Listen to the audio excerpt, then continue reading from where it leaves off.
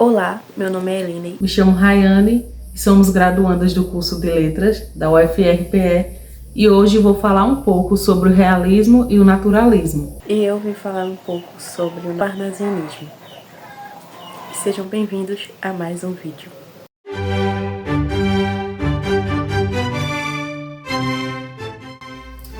O realismo ele surgiu aqui no Brasil logo após o romantismo. E nessa época os autores sentiram a necessidade de escrever obras que retratassem a vida como ela realmente era, de forma racional e crítica, sem utilizar muito a fantasia, que era uma característica marcante do romantismo.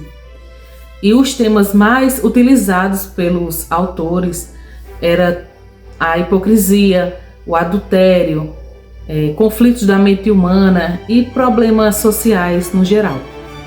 E um dos autores que marcou esse movimento foi Machado de Assis, com a obra Memórias Póstumas de Brás Cubas.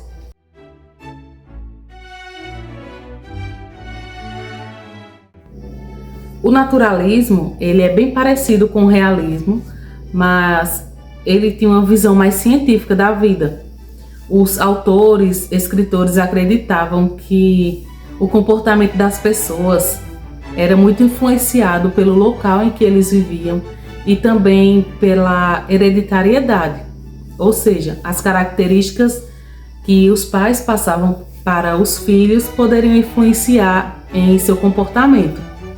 E temas utilizados nessas obras era miséria, violência, vícios e instintos humanos. Era bem retratados nessas obras e podíamos ver que a maioria das pessoas eram passando por situações difíceis. E um dos autores, que marcou esse movimento foi o autor Aloysio Azevedo, que ficou conhecido pela obra O Cortiço.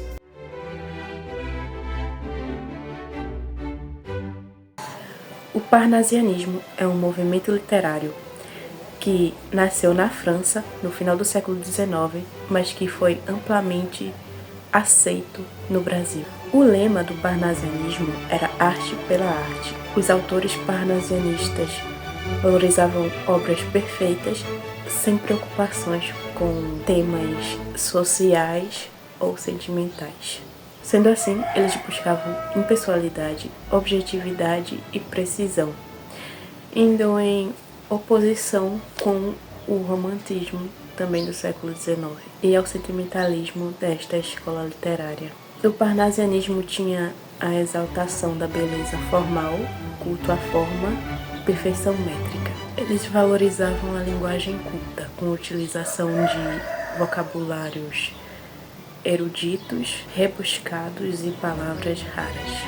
A grande preocupação dos parnasianistas eram com as métricas, com as rimas ricas e perfeitas e o uso de estruturas fixas, como o soneto. O soneto era o tipo de poema mais valorizado nesse movimento literário, sendo visto como o tipo de texto mais nobre para os parnasianistas. Em relação aos temas abordados nessas obras, os parnasianistas tinham preferência por descrições de objetos de arte, temas mitológicos, paisagens e cenas clássicas.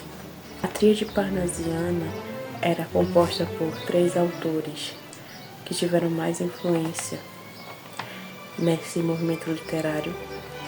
É composta por Olavo Bilac, Alberto de Oliveira e Raimundo Corrêa.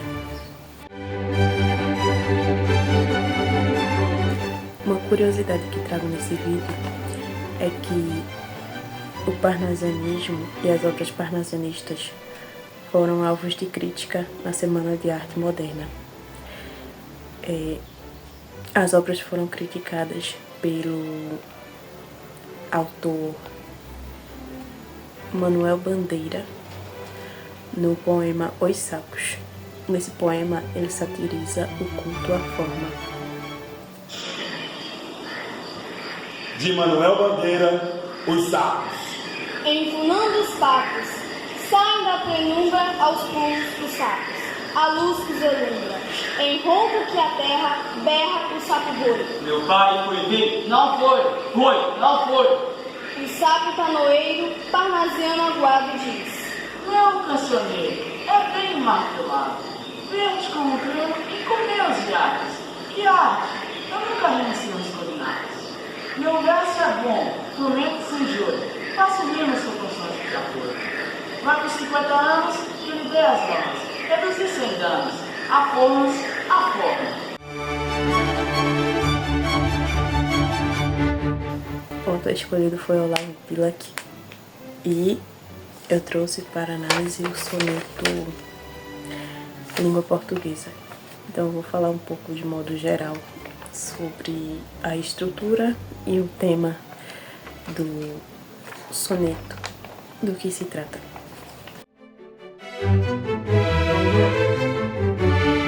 A estrutura desse soneto é bem definida. Por isso que se trata de um soneto, justamente. Ele possui 4 estrofes, com 14 versos no total, sendo as 2 primeiras estrofes quartetos e as 2 últimas tercetos. O soneto também possui rimas bem definidas, sendo nas 2 primeiras estrofes do tipo A, B, B, A e B, A, B, respectivamente. E nas 2 últimas estrofes, as rimas são do tipo C, D, C e E, D, E.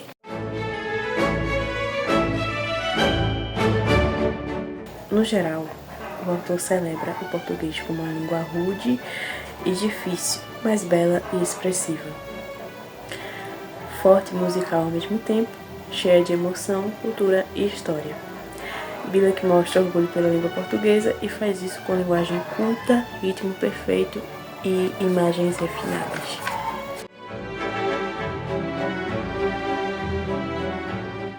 Língua portuguesa. Última flor do lácio, inculta e bela, és, há um tempo, esplendor e sepultura.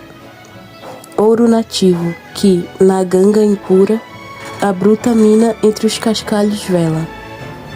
Amo-te assim, desconhecida e obscura, tuba de alto glancor, lira singela, que tens o trom e o silvo da procela, e o arrolo da saudade e da ternura.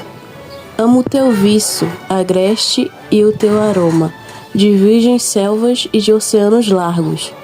Amo-te, ó rude e doloroso idioma, em que da voz materna ouvi, meu filho, e em que Camões chorou, no exílio amargo, o gênio sem ventura e o amor sem brilho.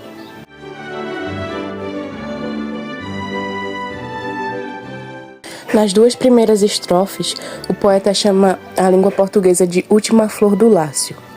O Lácio era a região da Itália onde nasceu o latim, a mãe das línguas latinas, português, espanhol, francês, dentre outras.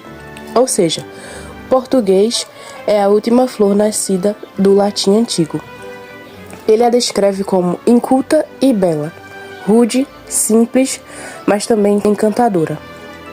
Na metáfora do ouro nativo, Olavo Bilac diz que a língua é valiosa, como ouro puro, mesmo misturada à ganga impura, as impurezas da mina. Isto é, apesar de ter influências e imperfeições, continua preciosa. Ele ama a língua mesmo sendo complexa e difícil, pouco compreendida, desconhecida e obscura. A compara a 2 instrumentos musicais, tuba, som forte, majestoso, lira, som suave e delicado. Ou seja, a língua portuguesa pode soar potente e vibrante, mas também doce e emotiva. Procela quer dizer tempestade. Então ele diz que a língua tem tanto o som da força quanto o som da ternura. Nas 2 últimas estrofes, os tercetos, o poeta exalta a origem natural e selvagem do português, que carrega a força do Brasil. As selvas e o oceano simbolizam essa imensidão e liberdade. Mesmo sendo uma língua rude e dolorosa, difícil, cheia de regras, sons ásperos, ele a ama profundamente. A língua é sagrada porque foi a que ele ouviu da mãe desde o berço. Também é a língua de Camões, o maior poeta português, que sofreu e expressou em versos suas dores e amores. Assim, o poeta coloca o português como um idioma que carrega toda a história, emoção e genialidade do povo. Mas é isso. Espero que todos tenham gostado do vídeo. Até a próxima. Tchau!